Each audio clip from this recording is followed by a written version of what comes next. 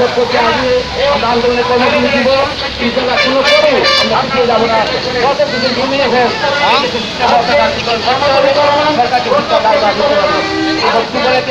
সবাইকে সংগ্রামে অভিনন্দন জানিয়ে আমি শেষ করছি। সবাইকে সংগ্রামে অভিনন্দন। তাহলে কেন আমাদের এই বিদ্যালয় জাতীয় তরফ থেকে মাস করবে আমরা আজকে জানতে চাই।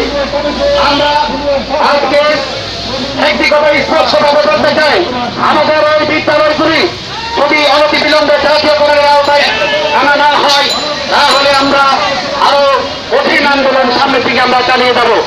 আপনারা আজকে দেখতেছেন, আজকে ওই বৃষ্টির মধ্যেও সারা বাংলাদেশ থেকে শিক্ষক সমাজ রাস্তায় নেমে এসেছে।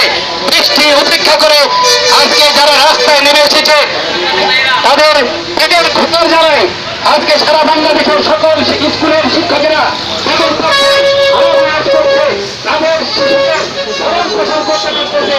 আমরা কেন আমাদের শিশুদেরকে আমরা ভরণ পোষণ করতে পারবো না?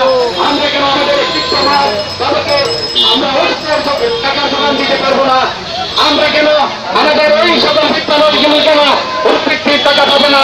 আমরা সরকারি সকল সুযোগ সুবিধা থেকে কেন বঞ্চিত হব?